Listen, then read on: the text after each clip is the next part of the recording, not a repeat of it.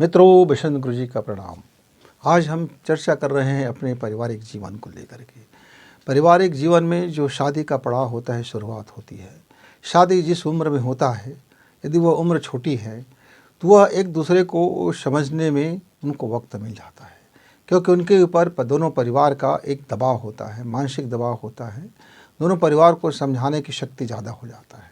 लेकिन जैसे जैसे बच्चे बालिग और बड़े होते चले जाते हैं तो 25 वर्ष के ऊपर में फिर बच्चे माता पिता दोनों का अब बस नहीं रह जाता कि अपने बच्चों को समझा बुझा सके, क्योंकि 25 वर्ष के बाद बच्चे अपने जिम्मेदारी उठाने लगते हैं, अपने धन कमाने लगते हैं और अपने पैर पे खड़े हो जाते हैं।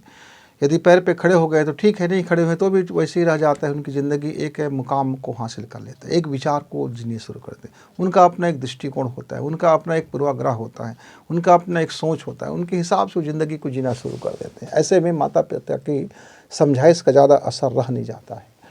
और बच्चे का उम्र यदि 30 साल पार हो गया, 30 पार हो गया, उसके बाद उनका वैवाहिक जीवन शुरुआत होती है।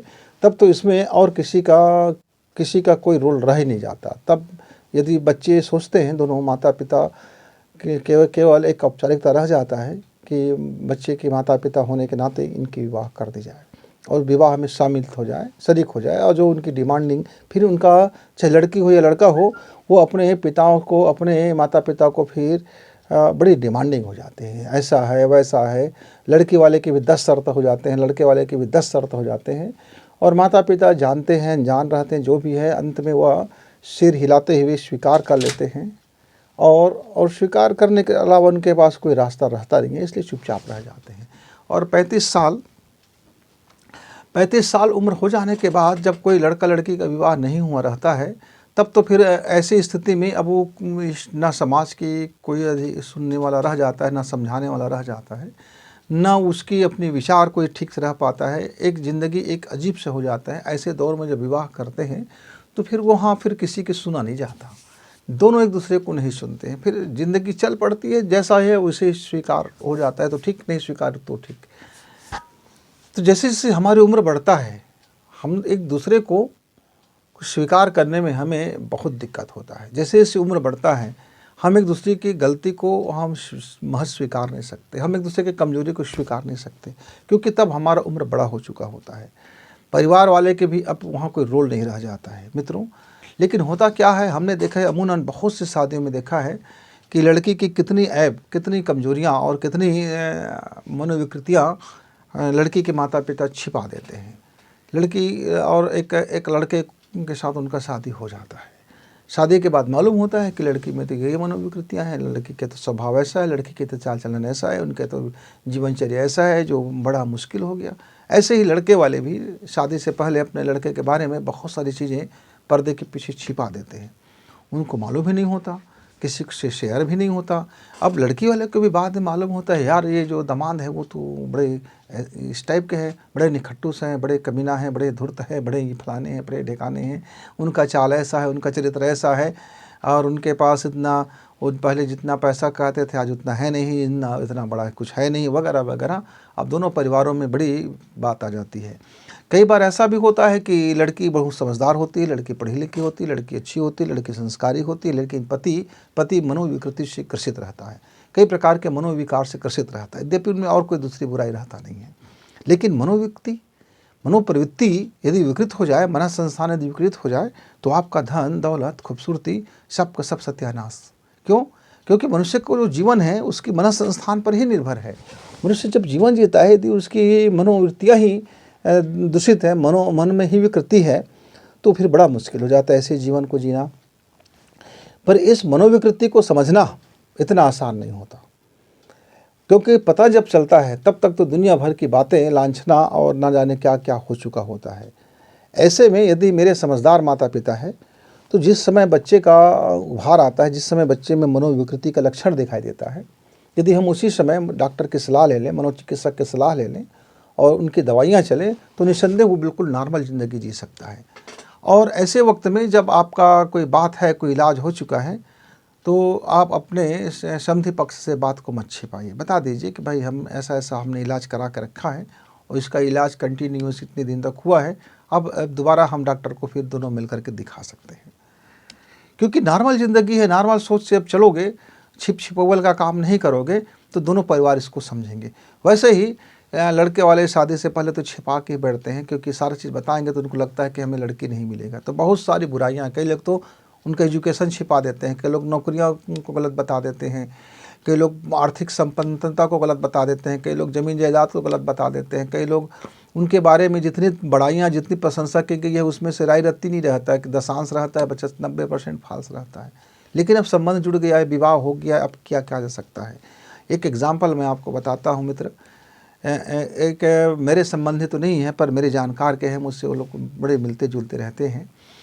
वो लड़का 10वीं पास था और उसने अपनी थोड़ी बहुत इधर उधर की ज़िंदगी जी रहा था, कमाई भी कर रहा था और थोड़ा सा ड्रिंक्स भी ले रहा था, थोड़ा सा गांजा वांजा भी ले रहा था और वो कई तरह की मार्केटिंग कमाई में कर रहा था। उसके बाद उन्होंने अपना बोरवेल्स का काम किया, ट्रक का काम किया और उनकी आमदनियाँ चल पड़ी। जेसीबी का काम किया, आमदनियाँ चल पड़ी। अब उनके घर में तो आए दिन झगड़ा, माता पिता के बीच में आए दिन झगड़ा। पिताजी भी दरुहा थे और माताजी भी बड़ी शंकालु किस्म की थी और बहनों की शादियाँ तो अच्छे घरों में हो गया था, लेकिन वहाँ भी टंटा बना रहता था। लेकिन अब इनका जो उम्र था, शादी का उम्र बीता चला जा रहा था। घर के लोग परेशान थे, लड़का भी खुद चाहता था उनको शादी हो जाए। तब उन्होंने क्या किया, आनन फानन में एक फर्जी डिग्री का सहारा ले लिया और कहा कि लड़का MA पास है, स्नातकोत्तर है। उनको एक पढ़ी लिखी बहू मिल गया और लड़की पक्ष वाले भी उन लड़कियों के बारे में ढेर सारी चीज़ छिपा करके पहले से बैठे हुए थे। बाद में ससुराल आने के बाद लड़के को मालूम हुआ कि लड़का का तो इतना एजुकेशन नहीं है, लड़का का तो इतना आमदनी नहीं है, लड़के ऐसे है वैसे है। तो उसके बाद उन्होंने कहा कि भाई हम आपके माता पिता के साथ नहीं रह सकते। तो लड़के ने स्वीकार कर लिया, चलो अलग रह जाते हैं। अलग रह गया। अब अलग रह जाने के बाद दोनों लड़की लड़का को सुख चैन से जीवन जीना चाहिए था, लेकिन नहीं, क्योंकि लड़की के अंदर भी कुछ मनोविकृतियाँ थी, कुछ ऐसी साइकोलॉजी प्रॉब्लम था जिसको घर वालों ने छिपा कर रखा हुआ था। अब आए दिन दोनों के बीच में इतनी प्रॉब्लम क्रिएट होने लगा कि लड़की मायके चला गया। मायके जा कर के, क्योंकि मायके वाले को पता था कि इनकी साइकोलॉजिकल प्रॉब्लम क्या है, वो लोग उसको चला रहे थे। बहुत दिनों के बाद में जानकारी आए। अब जानकारी आने के बाद लड़के ने मुझसे पूछा कि गुरुजी क्या किया जाए। मैं बोला बेटा कुछ करना क्या है, उसको डॉक्टर के पास ले जाओ और आप भी अपनी बुरी आदतें से बाज आओ, आप भी अपनी बुरी आदत को हाय तौबा कर लो। ये शराब की नशा अच्छा होता नहीं है, ये गांजा और चरस की नशा अच्छा होता नहीं है, ये सट्टा पट्टी काम अच्छा होता नहीं है। ये जो आप चाहते हो कि आप मिनटों में आप अरबपति बन जाओ, लखपति बन जाओ, ये शॉर्टकट रास्ता आपके जीवन में तबाही ला दिया है। आपका पहले काम अच्छा था, जेसीबी चलाते थे, ट्रक चलाते थे और ये सब बोर खनन का काम करते थे, लोग आते थे पैसा और मेंटेन करते थे। घर परिवार आपका अच्छा चल जाएगा, इतने आमदनी में बहुत पर्याप्त होता है। इससे भी कम आमदनी में लोगों ने अपना जीवन अच्छा चलाया है। तो मित्रों, पहले तो लड़की पक्ष वाले बात नहीं मानी, इनकार करते रहे कि नहीं ऐसा नहीं है वैसा नहीं है करके। लड़के ने आखिरी में जिद कर दिया कि नहीं, मुझको हम दोनों को डॉक्टर के पास जाना है, मैं भी अपना नशा छोड़ना चाहता हूँ और वो मेरे साथ रहें। वहाँ जाने के बाद दोनों को इलाज हुआ। आज दोनों दंपति दोनों जीवन हंसी खुशी से है, क्योंकि मनोविकृतियों का यही इलाज हो गया। ये भी मनोविकृति के कारण नशा के तलब आदि हो गए थे, वो भी मनोविकृति के शिकार था। तो मित्रों, लंबा वक्त लगा, 5 से 10 साल लगा उनको समझने में और ठीक होने में। कई लोगों को हम देखते हैं कि मनोवृत्ति जिस तरह से थोड़ा सा आदमी का मन खराब हो जाता है और वो समझ नहीं पाता और ससुराल वाले मैके पहुंचा देते हैं, लड़की को छोड़ के आ जाते हैं। बोलते हैं कि भैया आपकी बेटी के नखरा 1000 हैं, ये बिना कपड़े के घूमती है, ये फुल मेकअप करके नाचती कूदती है, ये अपने बच्चे का ख्याल नहीं रखती है, सास ससुर को कब मार दे पता नहीं चलता, ये बेवजह हंसती रहती है, बेवजह चिल्लाती रहती है, बेवजह घर के सामान को तोड़ती फिरती रहती है। इनकी गुस्सा, इनकी नखरा हम बर्दाश्त नहीं कर सकते। दरअसल वो मन के अंदर में बीमार रहता है, उस बीमार को समझा नहीं गया होता है। अब लड़की वाले भी तरह तरह के आरोप लगा देते हैं और उसके बाद टोना टोटका बैगा भूमिया न जाने क्या से क्या करके और ज़्यादा से ज़्यादा मन को ख़राब कर देते हैं। और अंततः मालूम होता है कि ये मनोविकृति का शिकार था, इसकी मना संस्थान में ज़रा लोचा हो गया था और डॉक्टर के पास जाते हैं और लड़की ठीक हो जाती है। यह ऐसे लड़कों के बाबत है, पर परिवार ठीक नहीं हो जाता, क्योंकि अब मन में एक बात बढ़ गया है कि ये पागल है, पागल आदमी से जीवन कौन जिए। तो मित्रों, घर परिवार में यदि किसी का स्थिति मना स्थिति इस तरह से हो जाता है तो आप उसको बीमार की तरह से देखिए। आप समझ जाइए कि आप ठीक है, माता पिता ने झूठ बोल दिया, शादी कर दिया, अब आपकी शादी हो गया, अब आपका जिम्मेदारी आ गया, तो आप ज़रा समझदारी दिखाइए और आप अपने जीवन साथी का इलाज कराइए। इलाज कराइए, प्रेम दीजिए, सहकार दीजिए, समझिए, डॉक्टर के पास जाइए, नियमित उपचार कराइए। यदि लड़का भी इसी तरह से है, पागलपन का शिकार है, तो लड़की के माँ बाप भी इस गुस्से में होकर के और शादी को तलाक की नौबत ना लाएं, इलाज कराएं। धीरे धीरे इलाज हो जाता है और ठीक हो जाते हैं। मित्रों, मैं तो कई ऐसे संबंधों को जानता हूँ, विवाह को, कि विवाह के जीवन के 30 साल बाद बेटी बहू आने के बाद भी कभी कभी मानसिक स्थिति खराब हो जाने से अजीब अजीब हरकतें होने लग जाता है। तब क्या हम उसको छोड़ देते हैं? तब क्या हम उसको फेंक देते हैं? तब क्या उसको मैके पहुंचा देते हैं? नहीं ना, तब उसका बेटा बेटी और पति सब मिल करके इलाज कराते हैं ना। कई बार पुरुषों का हो जाता है, पागलपन आ जाता है, उम्र के चौथाईपन में आ जाता है, उम्र के बुढ़ापा में आ जाता है, तो क्या हम उसको फेंक देते हैं? नहीं मित्र, तब उसका हम इलाज कराते हैं। एक बीमार है, बीमार के इलाज का जरूर।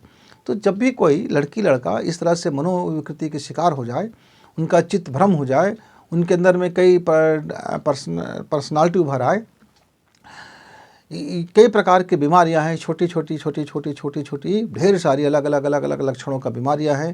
चाहे वो गुमसुम बैठने वाली हो, चाहे वो बात बात पर चीखने वाली हो, या अचानक गुस्से से फट पड़ने वाली हो, या फिर लोगों के उनके मन में कुछ दंश बढ़ जाता है। एक मित्र था, उनके मन में बैठ गया था कि उनकी पत्नी उसकी हत्या कर देगा, और रात रात भर बेचारा जागते रहता था। और एक दिन ऐसा आया कि उसने उठाया और दे दिया। मामले की तहकीकात हुआ, मामले की जानकारी हुआ तो मालूम हुआ लड़का के मन में कोई ऐसी बात बैठ गया है जो उसके अंदर को परेशान कर रहा है। डॉक्टर से इलाज हुआ मित्रों, 1-2 माह में वो ठीक हो गया, उनका जीवन बहुत अच्छा चल पड़ा। छोटी छोटी कई मनोविकृतियों के शिकार होते हैं। हमने कई बार देखा है कि लड़के का उम्र 20-22 साल हो गया है और उसकी जो सेक्स ग्रंथि है, उसकी सेक्स ग्रंथि अनकंट्रोल हो गया और लड़के पागल हो गया। लड़के के अंदर में बहुत मस्तिष्क में लोच आ गया। ऐसे ही हम कई लड़कियों को देखते हैं, पहले स्वस्थ रहते हैं, अच्छा रहते हैं, 20-22 साल के होने के बाद धीरे धीरे उनकी ग्रंथियाँ अनियंत्रित होने लग जाती है और वो 24-25 साल के आते आते तक वो एक अजीब से व्यवहार करने में लग जाते हैं, जो अप्राकृतिक व्यवहार होता है, जो समझ में नहीं आता है। तो आप तुरंत डॉक्टर के पास जाइए। जो चीज़ समझ में नहीं आए तो डॉक्टर के पास जाइए, क्योंकि जो चीज़ समझ नहीं आता है वो डॉक्टर की समझ में आता है, क्योंकि वो अंदर की बात होती है, मन की बात होती है, भीतर की बात होती है, उसके लक्षणों से जाना जा सकता है। तो हम सभी समाज में अमूमन इस तरह से आपको शिकायत मिल जाएंगे कि लड़की घर में पहले पागल थी, हमको बताया नहीं गया, शादी हो गया, अब मेरा जीवन खराब कर दिया। कई लड़की वाले भी इस तरह से आरोप लगाते हैं कि लड़के को हमको बताया नहीं गया, पागल था साला, और ये हमको बर्बाद कर दिया, मेरी बेटी को बर्बाद कर दिया। अब इनके लिए भारी एक अलग ठीक है, अब हो गया सो हो गया है। तो अब इसकी इलाज दोनों पक्षों को चाहिए, माता पिता को चाहिए कि अपने गलती को स्वीकार करें और दोनों को इलाज कराएं। दोनों को इलाज कराएं और मुकम्मल इलाज कराएं। ऐसा नहीं है कि डॉक्टर के पास ले गए, वो दवा खा ले तो खा ले, नहीं खा ले हमको कोई मतलब नहीं। उनको आपको बीमार की तरह से, एक मरीज की भांति से देखरेख करना होगा। और यकीन मानो मित्र, 1 साल तक यदि आप उस मरीज का अच्छे से इलाज कराते हो और उसको प्रेम देते हो तो अच्छा से अच्छा मनोविकृति वाले भी ठीक हो जाते हैं और अपना परिवार को बेहतर करते हैं। तो मुझे उम्मीद है कि आपका पत्नी यदि मनोविकृति का शिकार है या आपका पति मनोविकृति का शिकार है तो आप उसको बीमार की नज़र से देखें और उसको इलाज कराएं, जिससे आपका वैवाहिक जीवन बनेगा, आपका वैवाहिक जीवन में सुख समृद्धि की उत्पत्ति होगा, आपके वैवाहिक जीवन में एक खुशहाल जीवन आएगा, आपका वैवाहिक जीवन सफलता को चलेंगे। नहीं तो आप लड़ते रहोगे, झंझट पड़ते रहोगे, टंटा होते रहेगा। आरोप प्रत्यारोप लगा करके तलाक ले लेना उसकी एक समुचित उपाय नहीं है, क्योंकि तब आपका भी अगला व्यक्ति तो मनोरोगी था, ठीक है, पर आप में भी एक तरह का मनोरोगी है, क्योंकि आप उसको समझ नहीं पा रहे हो। तो जब नहीं समझ पाना भी तरह के मनोविकृति का शिकार हो जाना होता है, तो इस उम्र में कई तरह की मनोविकृतियाँ होती हैं मित्र। तो आप साइकोलॉजी को समझो, तो इस साइकोलॉजी को समझोगे तो माता पिता का रोल इसमें बड़ा अहम हो जाता है, क्योंकि इलाज कौन कराएगा, रेख देख कौन करेगा? दोनों के माता पिता, दोनों के सगे संबंधियाँ, दोनों मिल करके हॉस्पिटलाइज डॉक्टर के पास जाए और उसका चिकित्सा कराए। निस्संदेह दोनों का परिवार फिर आगे चल के बहुत अच्छा हो जाता है। तो इसी सलाह के साथ कि आपका जीवन में किसी भी उम्र में पति पत्नी के बीच में ऐसा ज़रा भी लगता है कि साइकोलॉजिकल प्रॉब्लम कहीं है, तो अपनी मन की शंका दूर कर ली जाए, हॉस्पिटल जा कर के सोचा विचारा ना जाए, बहुत ज़्यादा देर ना की जाए, क्योंकि जितना ज़्यादा देर करोगे मर्ज उतना ही पुराना होता जाएगा और जितना ज़्यादा मानसिक विकार का शिकार होंगे उतना ही परेशानियों का सामना करना पड़ेगा। इसलिए जैसे आपको लगता है कि आपके जीवन में कुछ अनैसर्गिक हो रहा है, कुछ अप्राकृतिक सोच हो रहा है, कुछ गड़बड़ हो रहा है, तो एक बार ज़रूर डॉक्टर से सलाह ले लीजिए। तब तक गुरु जी को विदा।